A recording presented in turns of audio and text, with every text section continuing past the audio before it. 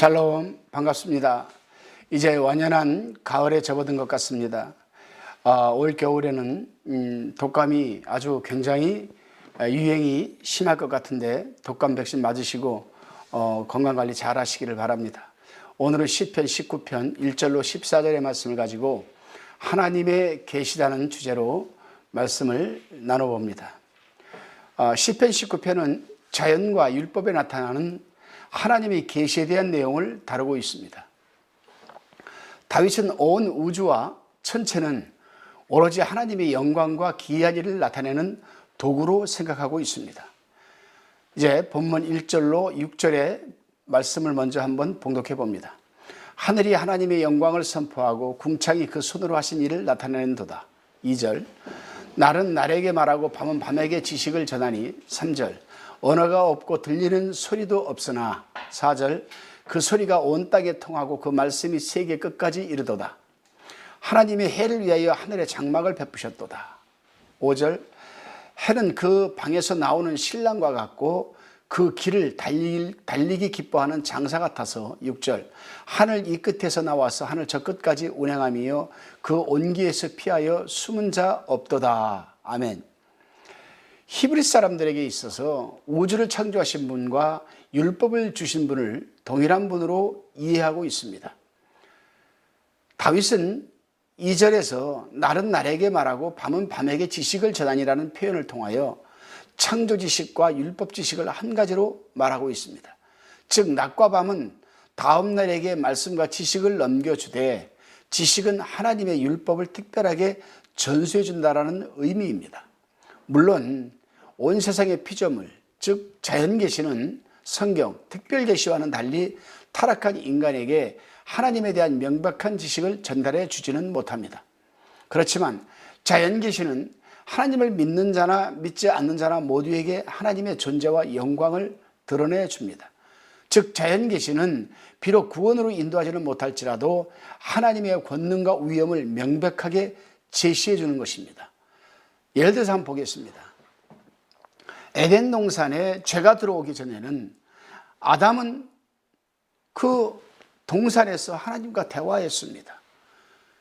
삼라 만상을 바라보면서 하나님과 소통했습니다.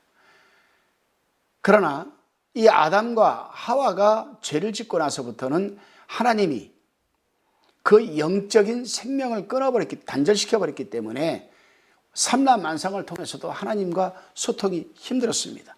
그래서 하나님은 자연계시 가지고는 절대로 하나님을 알 수가 없기 때문에 예수 그리스도를 이 땅에 퍼스트 인카네이션 초림하게 하셔서 특별계시, 성경을 알게 하고 성경을 통해서 자연계시를 바라보게 하는 그러한 방법을 취하셨던 겁니다.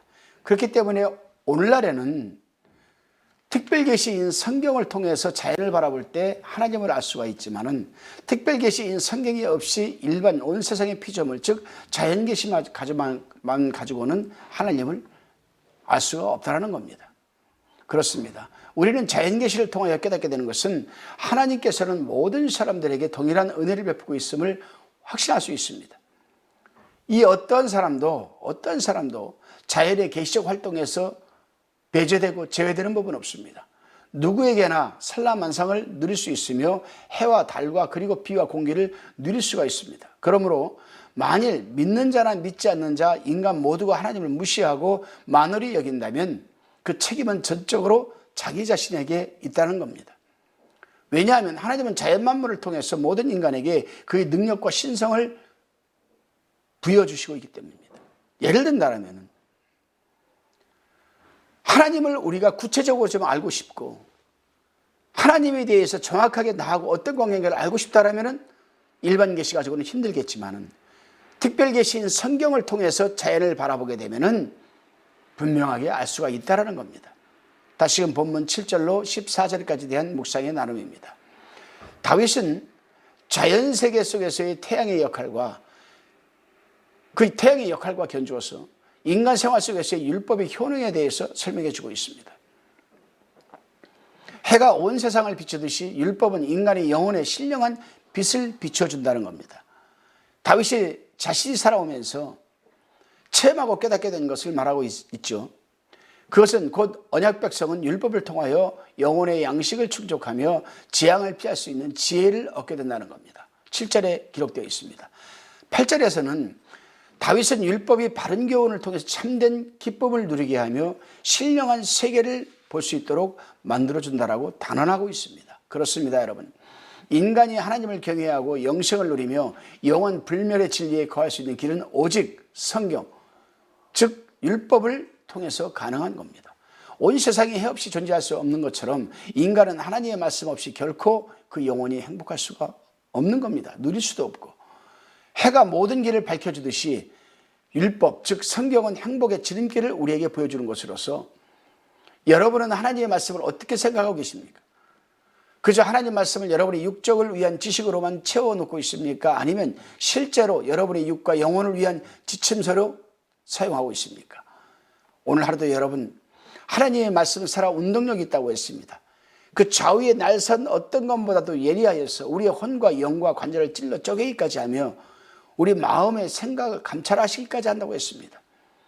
그런 특별 계시인 하나님의 율법의 이 말씀을 여러분 가지고 삼라만상을 바라보며 삼라만상을 누리시기를 주님의 이름으로 축원합니다.